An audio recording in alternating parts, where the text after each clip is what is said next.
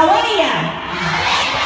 هنستغنى عن الشوكولاتة والعسلية عشان مصر تبقى كمان.